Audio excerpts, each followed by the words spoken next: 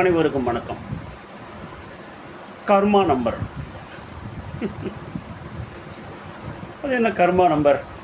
ஏன் நமக்கு phone number இருக்கலாம், செல்ஃபோன் நம்பர் இருக்கலாம், ஆதார் நம்பர் இருக்கலாம்,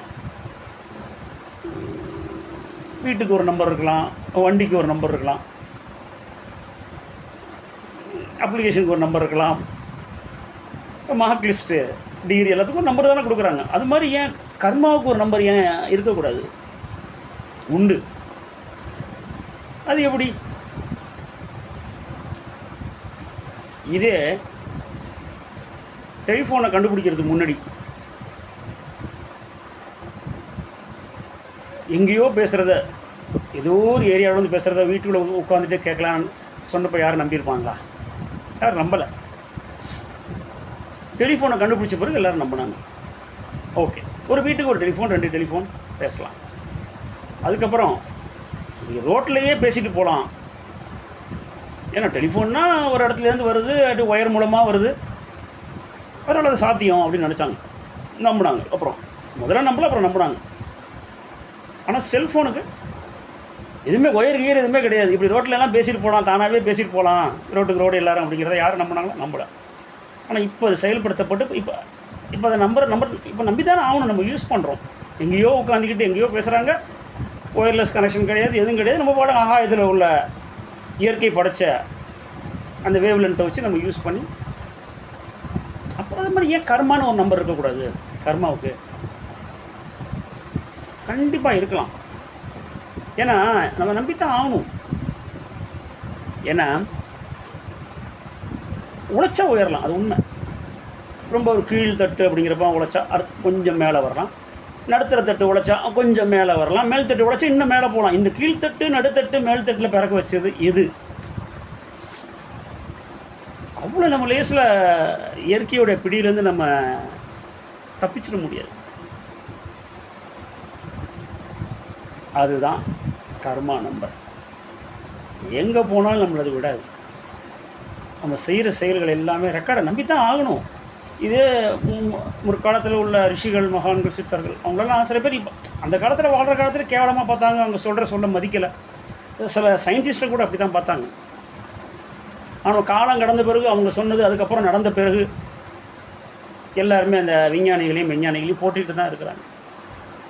அது மாதிரி கர்மாங்கிற ஒரு விஷயம் இல்லாமல் இல்லை. அதனால தான் நம்ம நல்லது சொல்லணும், நல்லது செய்யணும், நம்ம நல்லது பேசணும் அப்படிங்கிறது. இயற்கை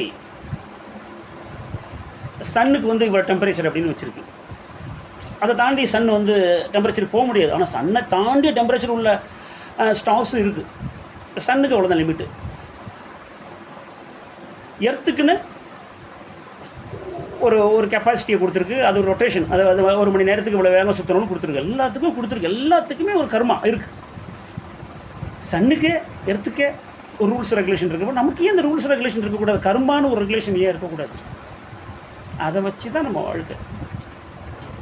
இல்லை அதை தாண்டி நான் செயல்படுவேன்னா எப்படி? அதையும் மீறி நமக்கு நல்லது நடக்க வைக்கணும்னா நல்லவை நினைத்தல், நல்லவை சொல்லுதல், நல்லவை பேசுதல். அதான் திருப்பி சொல்கிறது. நல்லதையே செய்யுங்கள், சிவசிங்கள், யோசிங்கள்னு சொல்கிறது. அதுதான் நம்மளுடைய கர்மாவை தடுத்து நம்மளை உயர்த்துறதும், கர்மாவை தாண்டி நம்மை வாழ வைக்கிறதும். அருளாளர்கள், மகான்கள், சித்தர்களுடைய அருளை போய் கேளுங்க. அது மாத்திர தன்மை உண்டு. அது இல்லைன்னு சொல்லவே முடியாது. ரொம்ப பேருக்கு அதை பற்றி தெரியாது, அவங்கள்ட்ட போகிறதில்ல. போனவங்களுக்கு புரியும் மகான்களுடைய அருளாற்றல் எந்த கர்மாவையும் மாற்றக்கூடியதுன்னு. மாற்றி நடந்திருக்கு, எல்லாமே நிறைய நடக்கும். உலக வரலாற்றில், இந்திய வரலாற்றில் எத்தனையோ அவதார புருஷர்களால் எத்தனையோ நல்ல விஷயங்களை பல பேர் அடைஞ்சிருக்காங்க.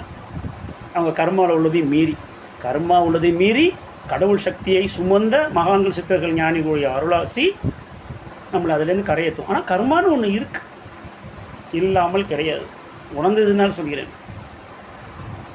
அதனால் கர்மா எப்படி? நாயகன் மேலிருந்து நூலினை ஆட்டுகின்றார் நாமெல்லாம் பொம்மை என்று நாடகம் ஆடுகின்றார். காவியம் போலொரு வாழ்வினை தீட்டுவாள். காரணம் ஏதுமின்றி காட்சியை மாற்றுவார். ரயில் சிநேகமாய் புயலடித்த மேகமாய் மொத்தத்தில் வந்து கூடும் பின் ஓடும் நாம் கூத்தாடும் கூட்டமே. எல்லோரும் சொல்லும் பாட்டு சொல்வேனே உனை பார்த்து.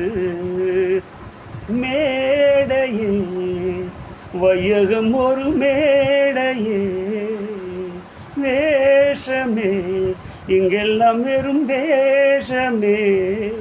மொத்தத்தில் வந்து கூடும் பின் ஓடும் நாம் கூத்தாடும் கூட்டமே.